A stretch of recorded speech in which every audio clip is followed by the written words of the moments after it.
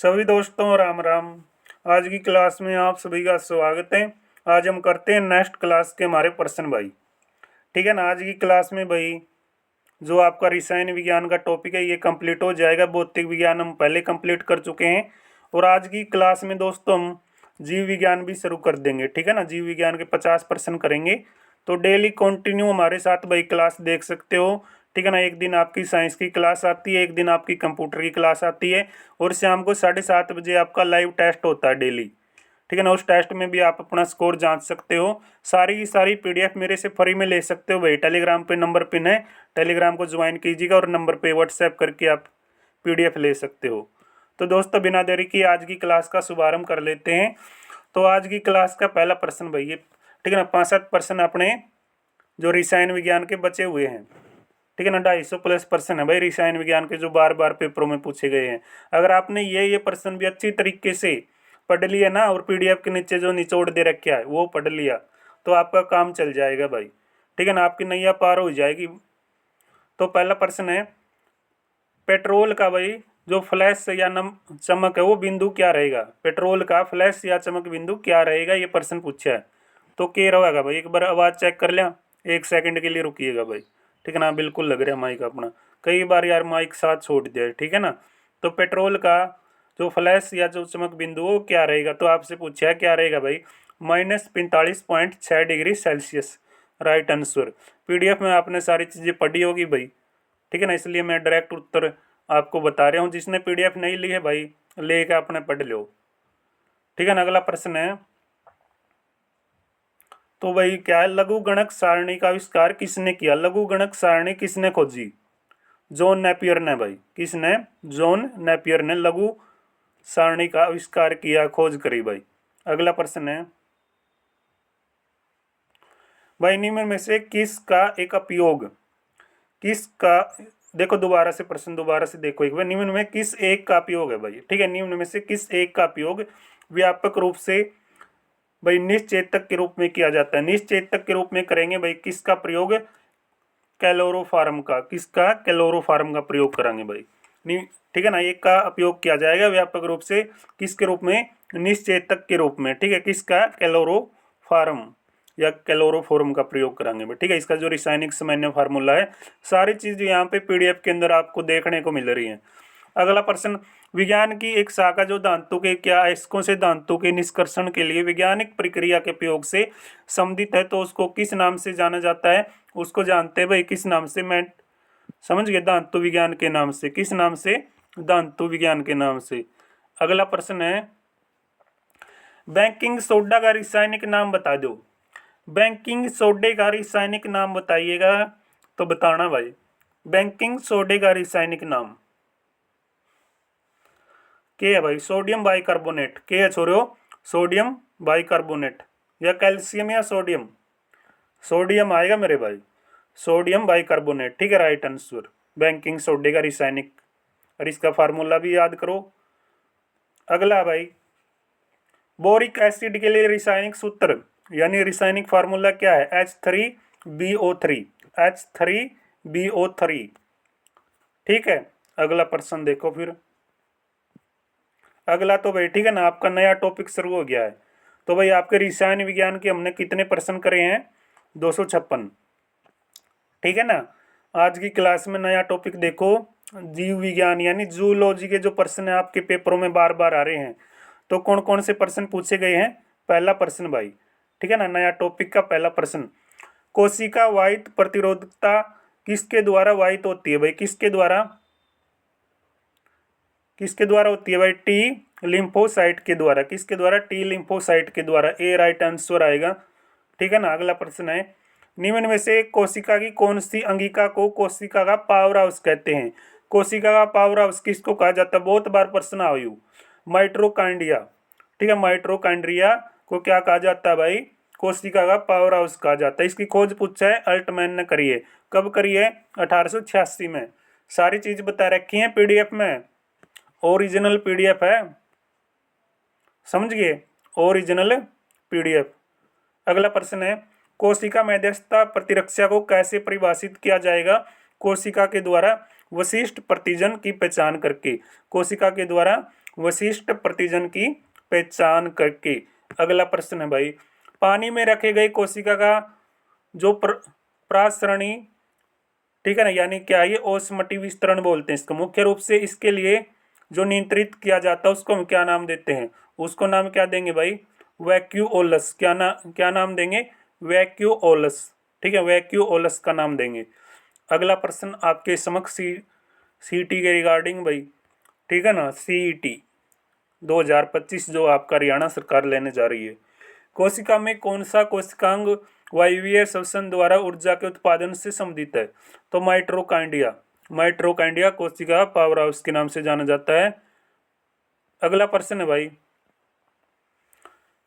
कोशिका द्रव्य जो क्या नरबद्धता के संदर्भ में निम्नलिखित में से कौन सा कथन सत्य है, कौन सा भाई, ए और बी दोनों सही, राइट आंसर। ठीक है ना, ए और बी दोनों सही। कौन कौन से बता रखे हैं पढ़ लेना। ठीक है ना, इतना टाइम नहीं लगाएंगे क्योंकि भाई 50 प्रश्न करने हैं और आपको पीडीएफ पहले ही मिली हुई है। ठीक है ना, पीडीएफ नहीं मिली होती तो फिर डिटेल में करवाते। ठीक है ना, जो मुख्य पॉइंट है उन पर चर्चा भी करेंगे, ऐसी बात नहीं है। ठीक है ना, कोशिका में भाई क्या हीमोग्लोबिन होता है, किसमें, लाल रक्त कणिकाओं में होता है। किसमें होता है भाई हीमोग्लोबिन, लाल रक्त कणिकाएं। ठीक है, इनमें क्या मिलेगा आपको, हीमोग्लोबिन मिलेगा। अगला प्रश्न, कोशिका जो क्या आवश्यकताओं के लिए भोजन स्रोतों को अपघटित कर शरीर के बाहर से ऑक्सीजन लेने की प्रक्रिया को हम क्या कहते हैं, श्वसन कहते हैं मेरे प्यारे दोस्तों, श्वसन प्रक्रिया। ठीक है ना, हरियाणा लैब असिस्टेंट एग्जाम 2018 और पहली शिफ्ट में प्रश्न टप किया। ठीक है, किसको कोशिका का शक्ति ग्रह कहा जाता है, प्रश्न आ गया। माइटोकांड्रिया, पावर हाउस, शक्ति ग्रह, बात एक है, कदे कंफ्यूज हो जो। ठीक है ना, कोशिका जो रक्त के जमने की प्रक्रिया में मदद करती है उसको हम क्या नाम देते हैं, उसको किस नाम से जानते हो आप लोग, थर्मोसाइड। किस नाम से, थर्मोसाइड के नाम से। ठीक है, थर्मोसाइड के नाम से या थर्मोसाइड के नाम से जानते हैं। सी राइट आंसर भाई। अरे मेरे भी याद हो रहे हैं यार, तारे तो होने चाहिए। ठीक है ना, पीडीएफ पढ़ के तैयारी करके मैं तो लग रहा करवान। जीव द्रव्य जीवन का भौतिक आधार है, ये मत किसने दिया भाई, ये मत किसने दे रखा बेरा है, अक्सले ने दे रखा। अक्सले नाम भी कसूता है, अक्सले। कोशिका के समूह को क्या कहा जाता है, उत्तक भाई।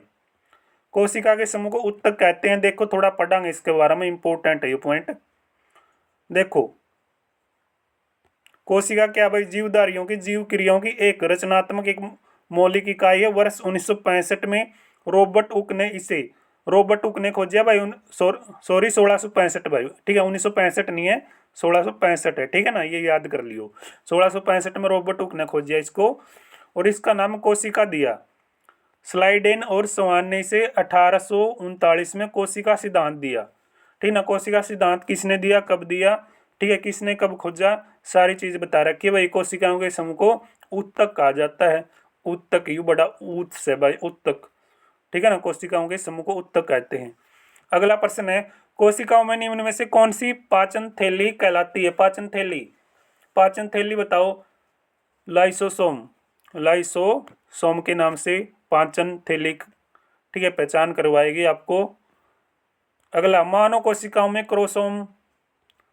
क्रोमोसोम है भाई, ठीक है ना, इसको दोबारा पढ़ो, क्रोमोसोम। मानव कोशिकाओं में क्रोमोसोम होते हैं कितने भाई, 46 क्रोमोसोम है, 23 का जोड़ा। ठीक है ना, 23 के जोड़े देखो यहाँ पे बता रखा है।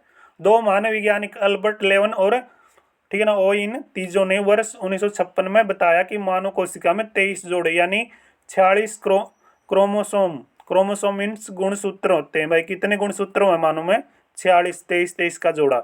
अगला प्रश्न, एक पादप कोशिकाओं को यांत्रिक समर्थन और आकार प्रदान करता है, तो उसका नाम बताओ प्यारे दोस्तों। सभी बच्चे इसका नाम बताएंगे, क्या है भाई, क्या नाम है, कोशिका द्रव, कोशिका भित्ति या प्लास्टाइड या आपका केंद्र, क्या वड्डी तो नहीं आंदा, या सी कोशिका भित्ति भाई। क्या जवाब आएगा, कोशिका भित्ति आएगा इसका आंसर। ठीक है ना, कोशिका भित्ति। तो अगला प्रश्न भाई, तो अगला प्रश्न क्या कहता है, तो ग्लाइकोलाइसिस शब्द में यूनानी शब्द ग्लाइकोस का अर्थ बताइए क्या होता है। ग्लाइकोस यानी, ठीक है ना, गिलास में क्या गालोगे, नमक, पानी, ऑक्सीजन, शर्करा। ठीक है ना, शर्करा भाई। ठीक है ना। थोड़ा अटके गालो गिलास में शर्करा, ठीक है ना। गिलास में तो तम बिरानी के गाल दोगे पक्के ऊत बालक सो। कोशिका विज्ञान खालिस्तान का अध्ययन है। कोशिका विज्ञान किसका अध्ययन है भाई? त्वचा कोशिका अस्थि या भाई अवरुद्ध, किसका कोशिका विज्ञान किसका अध्ययन रहेगा? बहुत ही अच्छा, बहुत ही प्यारा। हरियाणा डिप्टी रेंजर 2015 पहली शिफ्ट में प्रश्न नु टपकिया, ठीक है ना। जलेबी प्रकार नु रस टपकता हुआ प्रश्न, ठीक है भाई। के जवाब दोगे? कोशिका, कोशिका विज्ञान का कोशिका अध्ययन भाई, ठीक है ना। एनडी एनडी प्रश्न नहीं है सारे। अगला प्रश्न के को है भाई? अगला प्रश्न देखो, अगला प्रश्न कहता मैं कि वह जैविक प्रक्रिया जिसमें एक जीव अपने जैसे संतानों को जन्म देता है, ठीक है ना। आपकी भी संतान होगी, आपके अंदर भी, ठीक है भाई, इच्छाएं है कि मेरी भी संतान हो, तो भाई नौकरी लगने के बाद ही संतान होगी, ऐसे तो नहीं होगी, क्योंकि भाई बिना नौकरी कौन अपनी छोरी दे देगा, ठीक है ना। रिप्रोडक्शन तो जदे होएगा ना, जब नौकरी लगोगे तो रिप्रोडक्शन यानी जनन भाई, समझ गए। रिप्रोडक्शन करवाने के लिए आपको नौकरी लगना भाई। National bureau of animal genetic resource की स्थापना किस वर्ष में हुई? 84 में। 84 के दंगे स्थैंतर की बात है, बहुत खतरनाक चीजें हैं भी। अगला प्रश्न भाई, तो चारण बॉडी न्यूक्लियस में किस दौरान पाई जाती है? बताइएगा प्यारे दोस्तों। बहुत ही अच्छा, बहुत ही प्यारा, बहुत ही इंटरेस्टिंग पर्सन, लॉजिकल पर्सन है। बोला नू तो काम कौन चाल है। स्त्री स्तनपोषी की कोशिकाओं में इंटरफेज होता है, पता है? स्त्री जो महिला है उसकी स्तनपोषी की कोशिकाओं में इंटरफेज होता है। कर लियो याद और पढ़ लियो, ठीक है ना। पढ़ लेना, सारी चीज काम की है। समस्त ग्रह की जो क्या अनुवांशिकता और सभी संसाधन समग्रता कहलाते हैं। क्या कहलाते हैं? इन्वायरमेंट, पर्यावरण। हमारे चारों ओर का वातावरण क्या होता है? ठीक है ना। धरती का जो चारों ओर का आवरण है वो क्या कहलाता है? पर्यावरण कहलाता है ना। तो भाई पेड़ पौधों की रक्षा करना सबका कर्तव्य है, ठीक है ना। स्तनों उत्पत्ति यानी जो संतानों की, भाई क्या, प्रश्न को दोबारा पढ़ो एक बार। स्थानो उत्पत्ति, ठीक है ना। स्थानो उत्पत्ति में आधारभूत घटना की प्रति एक निर्माण बताइए, क्या रहेगा? क्या रहेगा भाई ये? स्थानो उत्पत्ति में आधारभूत घटना की प्रति का एक निर्माण है, यानी सीधा सा प्रश्न है यार। स्थान उत्पन्न करनी है, ठीक है ना। उसका आधारभूत घटना का आधार की है, डीएनए है, ठीक है ना। डीएनए, डीएनए को, ठीक है, क्या नाम दे रखा है देख लो, डिओक्सीराइबो न्यूक्लिक अम्ल भाई। डीएनए का पूरा नाम डिओक्सीराइबो न्यूक्लिक अम्ल, ठीक है ना। डीएनए का पूरा नाम, डीएनए मैच होना चाहिए ना जब किमें किमें, ठीक है ना। समझ गए सारा गेम डीएनए के लिए पलटा जाए। माता पिता से संतानों के डीएनए के रूप में दी जाने वाली जानकारी सारी, ठीक है, निर्माण की प्रतिक्रिया रहेंगी। अगला प्रश्न है, आकृतिक और आनुवंशिक रूप से समान व्यक्ति खालिस्तान कहलाते हैं। जुड़वा, गुण, कैलोन, नमूने। नमूने तो किसके पैदा हुए हैं? कैलोन कहलाएंगे, ठीक है ना। आज वाले तो नमूने हो रहे हैं, ठीक है ना। छोटे छोटे बालक ने फोन दे दिया हाथ में, वो नमूने हैं, ठीक है ना। खेल कूल भाई रहे को नहीं। जेनेटिक कोड की खोज किसने करी? सारा सौदा है, लेकिन जो, ठीक है ना भाई, आदमी की क्या मानसिक सोच है वो बदल चुकी है आज यानी आज के इंसान की, क्योंकि वो आज का जो आधुनिक दौर है उसके अकॉर्डिंग जीना चाहता है। पहले मिट्टी में खेला कर दे, ठीक है ना, मिट्टी में रहे, ठीक है ना। बालक नुए खेल कर नुए अपना एक, ठीक है, रोटी पानी खा लेंगे, क्योंकि पहले इतना वो नहीं था। और आज वाले बस फोन, क्या पता मिट्टी में क्या की, ठीक है ना, मिट्टी कहाँ लुआएंगे आज वाले।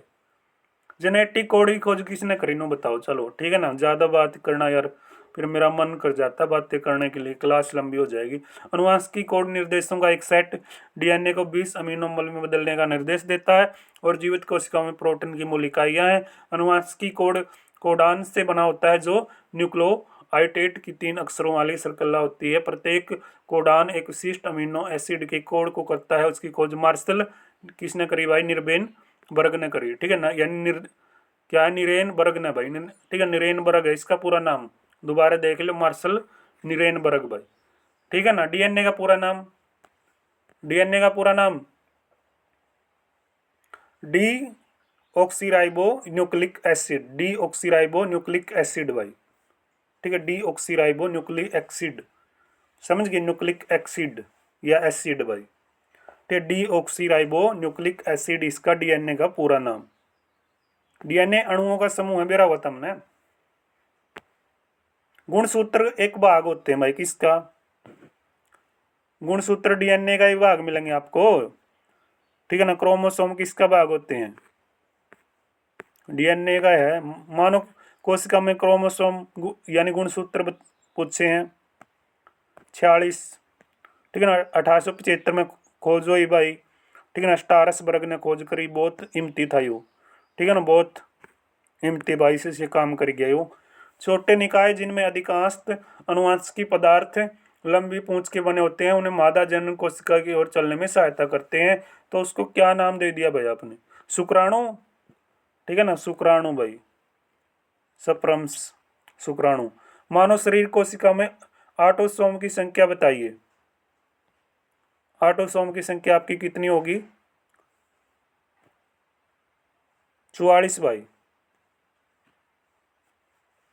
ठीक है ना। 22 के जोड़े। ऑटोसोम और क्रोमोसोम में अंतर होता है, जबकि सेक्स क्रोमोसोम के अंदर आता है भाई, ठीक है ना। एक्स वाई एक्स एक्स की संख्या 2 होती है इसमें, ठीक है।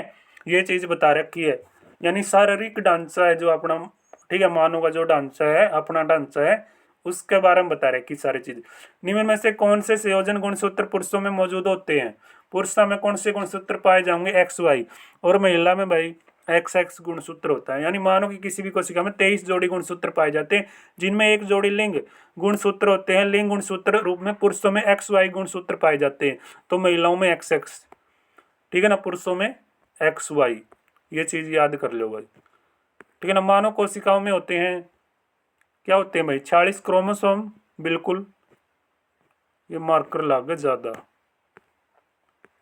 कोशिका का नाम क्या है भाई जिसमें प्रकाश संश्लेषण होता है, तो उसका नाम क्या बताओगे तो हमें, क्लोरोप्लास्ट, क्लोरोप्लास्ट नाम है भाई। डीएनए के वोटसन और ग्रीक मॉडल हेतु निम्नलिखित में से कौन सा असत्य है, असत्य डी है भाई वो, ठीक है ना, डी। 3 हाइड्रोजन बंधों के द्वारा थाइमिन, ठीक है ना, जो सौदा दे रखा है थाइमिन के साथ क्या एडेनिन संगठित हो सकता है, और 2 हाइड्रोजन बंधों के द्वारा साइटोसिन के साथ ग्वाइनिन संगठित हो सकता है, इकट्ठा हो सकता है, ठीक है ना, भाईचारा बना सीखे है। तो अगला प्रश्न है भाई, डिसोनी सिप्स या सजातीय गुणसूत्रों का युग्मन चरण में आरंभ होता है, कौन सा में, डिप्लोटिन में, डिप्लोटिन के अंदर भाई, डिप्लोटिन। आवाज सही आ रही होगी। एक लक्षण जो बहुत सी जीन द्वारा निर्धारित होते हैं और पृथक विभिन्नताएं नहीं दर्शाते, उसको हम क्या बोलते हैं, पता क्या बोलते हैं, मात्रात्मक लक्षण, मात्रात्मक लक्षण। 2 जीनोम से अधिक वाला जीव क्या कहलाएगा, 2 जीनोम से अधिक वाला जीव क्या कहलाएगा, ये बहुगणित कहलाएगा, बहुगणित। क्लास क्या मिनट की होगी, ओहो तो लंबी चलेगी ना, कोई बात नहीं भाई, पिछले प्रश्न भी तो अपन लपेटे हैं, ठीक है ना। अर्धसूत्री विभाजन की प्रयोजकता बताइए क्या रहेगी, यह क्या मात्र कोशिकाओं के गुणसूत्रों की संख्या संतंतित कोशिका में अनुरक्षित करता है, ठीक है। ये बात बता दी भाई साहब ने, बता दी, तो चलो आगे। रिंग की तरह शरीर मौजूद हो, यानी मौजूद होता है भाई शरीर, ठीक है ना, रिंग की तरह शरीर मौजूद है, तो किस में, एनेलिडा में भाई, एनेलिडा, एनेलिडा, ठीक है, एनेलिडा में। एक प्रकार की वही समिति, ठीक है, जिसके आधार पे पशुओं का वर्गीकरण किया जाता है, उसको बोलते हैं बही प्रकोष्ठीय, बही प्रकोष्ठीय, ठीक है, राइट आंसर। अगला प्रश्न, पक्षी विज्ञान जिस प्रकार पक्षी से संबंधित है उसी प्रकार मनोविज्ञान इससे जुड़ा होता है, तो ये जुड़ा रहेगा आपका मानव जाति से। अगला प्रश्न है, अगला प्रश्न बताता भैया आपको, असममित शरीर वाले पशुओं के एग्जाम्पल बताओ। संपंज, कौन सा सपंज, सपंज भाई, ठीक है। तिलचिट्टे में कितने जोड़े चलने वाले पैर होते हैं, 3, बिल्कुल। जंतु जगत का सबसे बड़ा समूह जिसमें कीड़े मकोड़े भी शामिल हैं, कीड़े मकोड़े भी शामिल हैं, के वंश ने मेरा है, एंथ्रोपोइडा, प्लेटिनिलेमिथ, ठीक है ना, एस्केलोमिथ या एनिलिडा, के नाम दे रखा, के शोधायु, डी जवाब भाई इसका सही, ठीक है ना, यानी एंथ्रोपोडा, ठीक है ना, एंथ्रोपोडा इसका राइट आंसर आएगा, पढ़ लेना। वायरस एक है भाई, वायरस की है, न्यूक्लिक अम्ल और प्रोटीन क्या है, एक वायरस है भाई, न्यूक्लिक अम्ल और प्रोटीन, ठीक है ना। अगला प्रश्न है, मोलस्का के मुंह में भोजन के लिए फाइल जैसे क्या रिस्पिंग अंग होता है, उसको हम क्या नाम देते हैं? उसको नाम देते हैं भाई साहब रेडुल्ला। ठीक है ना, रेडुल्ला, रेडुल्ला। पानी के किस स्रोत को जीवाणु सदसूषण से अधिकतम, ठीक है भाई, नर्सिंग सुरक्षा मिलती है, उसको नाम दिया जाता है पथरी जमीन का गहरा कुआं।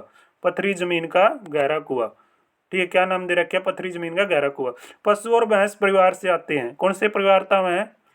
ले देखो भाई, ठीक है ना, ऑप्शन में तो कौन नहीं, लेकिन पढ़ना पड़ेगा अपने। बोइडे स्तनधारियों का एक ऐसा व्यापक समूह जिसमें बकरियां, भेड़, गाय, भैंस, मुर्ग, बकरी आदि को शामिल किया जाता है, जबकि कैमेलिडी परिवार में ऊंट, लामा आदि को शामिल किया जाता है। ठीक है ना, कौन सा परिवार में कौन से पशु शामिल, सारी चीज बता रखी है भाई साहब ने। ठीक है, अगला प्रश्न है भाई साहब, जीवों के नामकरण का मानवीयकरण करना क्या कहलाएगा? जीवों के नामकरण का मानवीयकरण करना क्या कहलाता है? तो क्या कहलाएगा भाई? ठीक है ना, नाम पद्धति। ठीक है ना, नाम पद्धति क्या कहलाएगा? नाम पद्धति कहलाएगा। अगला प्रश्न, विशेषताओं के आधार पर सभी जीवों को अलग वर्ष में वर्गीकृत किया जाता है, वर्गीकरण की इस प्रक्रिया को क्या नाम दिया जाता है? क्या नाम देते हैं भाई? टैक्सोनोमी भाई। ठीक है, क्या नाम देते हैं? टैक्सोनोमी। ठीक है ना, टैक्सोनोमी नाम देते हैं। आज का अंतिम प्रश्न भाई, 50+ प्रश्न हो गए ना।